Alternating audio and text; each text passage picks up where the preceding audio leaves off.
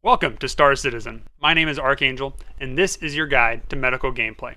In this video, we will talk about everything medical, from tools and medications to clinics and hospitals, to ensure you are the best medic in the verse. Now, before we get started, we have to remember this game is still in development, meaning there are still going to be some bugs and glitches. Also, this is one of the first iterations of medical gameplay in Star Citizen, meaning that there are a few features that are not available yet. Finally, this game is good solo, but it is great when you play as a team. So join up with your friends or find an organization. Without further ado, let's jump on in. In order to talk about medical gameplay, someone has to be injured or incapacitated. But there are a few different things to discuss in regards to injuries. The first thing we need to talk about is a player's health. Each player has a health pool that is measured in percent. Each player also has 6 body parts that, as you take damage, will reduce your overall health. As you receive damage and are healed, you will see that your health bar will have a dashed line area that will not fill up. This is due to that injury and can only be fixed at a medical bed, which we'll talk about later. Now, as you take injury, when your overall health drops below a certain point, you will obtain a bleed out effect, which will slowly but steadily decrease your health to 0. This is easily stopped by using Hemazole in a red pin or a Hemazole dose from a Cure Life tool. Once a player's health reaches 0, they will enter an incapacitated state.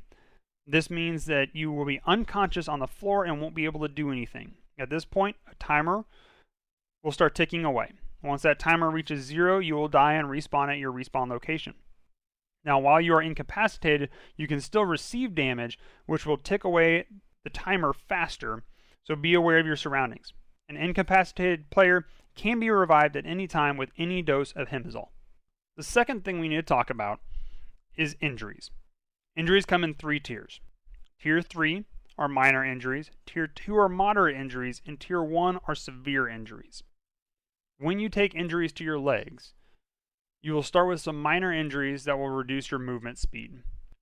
Moderate injuries just add on to the minor injury, but severe injuries are a severe version of that reduced movement speed, and without medication will force you into prone movement.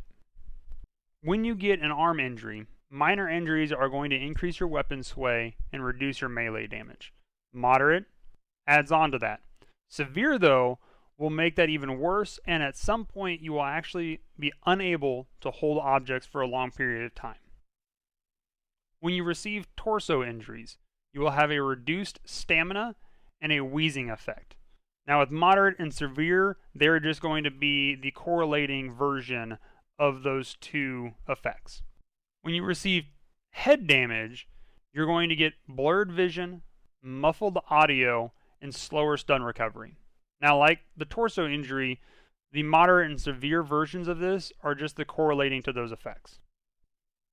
The third and final topic in regard to player health is the blood drug level.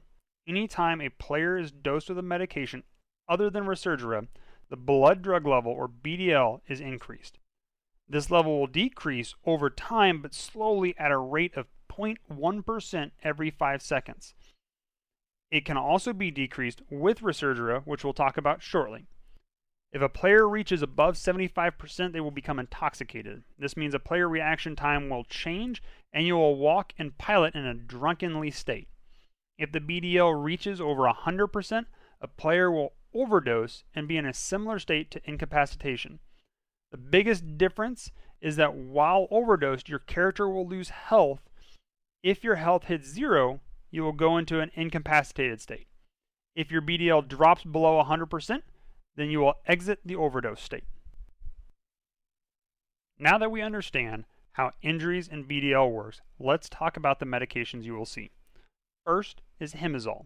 As mentioned earlier, this is the primary drug to regain health. It will revive incapacitated players and will stop bleeding. It also has a low increase in your BDL. Second is Roxafen. Roxafen is a painkiller that is used to relieve the symptoms that limits your movements. It will mask effects like limping, not being able to stand on legs, arms not being able to hold items, and reduce visible and audio pain grunts. Unlike Hemazole, this drug will have a high increase in BDL. Third is demexitrine. This drug is an adrenaline boost relieving muscle fatigue and symptoms of being concussed. It will mask the effects such as reduced movement speed, increased weapon sway, reduced stun recovery, reduced impact resistance such as force reaction sensitivity, and slower ADS entry times. Similar to Roxafen, it has a high increase on a player's BDL. Fourth is Sterigen. Sterigen is a corticosteroid which helps relieve symptoms associated with respiratory damage and muscle weakness. It will mask symptoms such as blood vision, muffled audio effects, reduced stamina regeneration, reduced max stamina, wheezing audio effects, and reduced melee force. This also has a high increase in BDL. Last, but certainly not least, is Resurgera. Resurgera is our rapid detox, which slowly reduces player BDL. Resurgera effects include increased BDL drain by 2, allows overdose players to be conscious, and reduces the effective time from already applied drug dosages. This has no increase in BDL. Now that we know our medications that we can use, let's talk about tools. So there are 3 main tools that we can use for medical gameplay. The first are the med pens. As you can see, there's a med pen for every medication, but this does take up valuable inventory space. The second tool is the Lifeguard healing attachment for the multi-tool. This tool is more precise and effective than the med pens, with the added benefit of healing from a short distance. The only downside is it is limited to administering only Hemazole. This tool would be perfect for those not wanting to be professional medics in the verse. The third, and in my opinion most valuable tool, is the Cure Life medical tool. This tool is currently the end-all be-all medic item. The Cure Life tool can detect injuries and health statuses of any person, including yourself. You can also highlight specific limbs to see inflicted injuries. This tool has 2 modes. The first mode is a basic one that applies only Hemazole, similar to a Lifeguard attachment. The second mode is the advanced mode. In this mode, you can apply all 5 medications to a player. To change modes, as well as adjust drug quantity, hold the item up and use your right mouse button. Then you will hold the F key to interact with the tool screen. As mentioned, you can use this tool on yourself by pressing B and interacting with the same way as before. Just like the multi-tool, this also has a cartridge or ammo that will need to be changed out from time to time. The reason I call this ammo is because this is where you will locate it in your inventory. Now that we have talked about the injuries, the medications, and the tools used to dispense meds to the masses, we need to talk about medical beds and facilities. Much like injuries, there are 3 tiers of medical beds. Each tier corresponds with its injury or a lower tiered injury. For example, a tier 2 bed can heal a tier 2 injury and a tier 3 injury, but a tier 3 bed can only heal a tier 3 injury. Now you can find med beds throughout the verse. As of right now, you can find tier 3 beds in the Cutlass Red, you can find tier 2 beds in the Carrick and the 890. You will also find tier 2 beds in clinics. Tier 1 beds you are only going to find in hospitals as of right now, but there are plans in the future for some other ships to have the ability to have tier 1 beds. Now speaking of clinics and hospitals, you're going to find clinics throughout the verse. But right now, you're only going to find 3 hospitals. And those are going to be located in Orison, New Babbage, and Area 18. Now to wrap this video up, here are some tips of being a good medic. First, always carry a Cure Life medical tool. Like I mentioned earlier, this is the single most useful medical tool that you can carry all the time. Second, if you're playing as a team medic, go ahead and stock up on all other medical pens.